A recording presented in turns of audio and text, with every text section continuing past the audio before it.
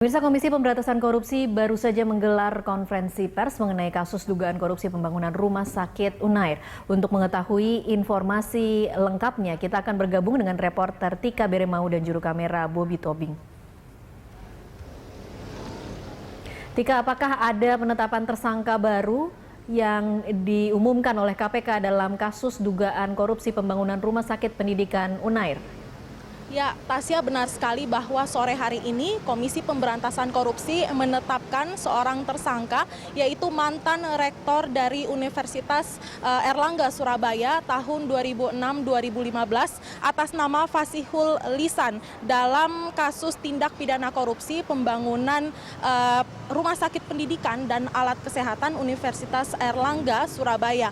Dan di sini proyek pembangunan Rumah Sakit Pendidikan dan Alat Kesehatan Universitas Airlangga ini menggunakan sumber dana dari sumber dana DIPA tahun 2007-2010. Memang sejak kemarin KPK sejak pukul 10 waktu Indonesia Barat kemarin telah melakukan penggeledahan hingga saat ini di sejumlah tempat, termasuk salah satunya adalah kantor direktorat di Universitas Airlangga Surabaya, dan KPK juga telah mengamankan sejumlah dokumen dan juga alat bukti yang terkait dengan pembangunan rumah sakit pendidikan tersebut.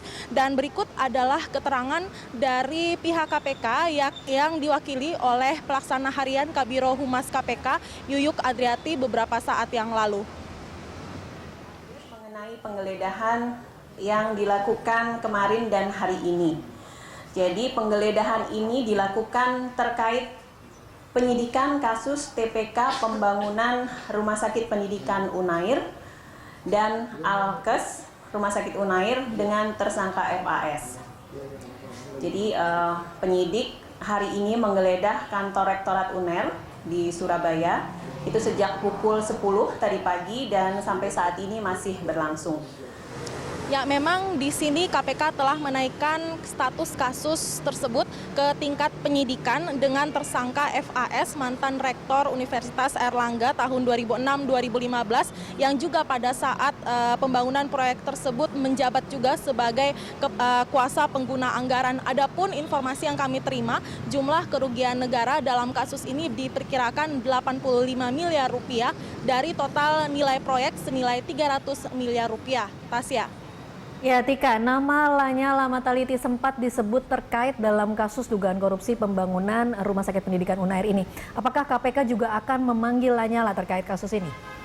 Ya, Tasya, benar sekali. Memang nama Lanyala ini pernah disangkut pautkan dalam kasus ini, dan sampai saat ini pun KPK masih terus mencari tahu keterlibatan dari Ketua Umum PSSI Lanyala Mataliti terkait kasus korupsi pembangunan Rumah Sakit Pendidikan Unair dan juga Alat Kesehatan Unair ini. Namun tadi pada saat kami menanyakan apakah KPK akan berencana memanggil Lanyala dalam waktu dekat, Yuyuk Adriati mengatakan bahwa KPK hingga saat ini belum berencana untuk meminta keterangan lebih lanjut dari Lanyala. Dan memang sebelumnya Lanyala ini pernah dipanggil terkait kasus ini pada tahun 2015, yaitu tanggal 11 Maret 2015 untuk dimintai keterangan terkait kasus ini, dan bukan tidak mungkin bahwa dengan ditetapkan FAS sebagai tersangka, maka KPK juga akan memanggil Lanyala untuk dimintai keterangan melengkapi berkas perkara dari FAS. Dan kini KPK pun memang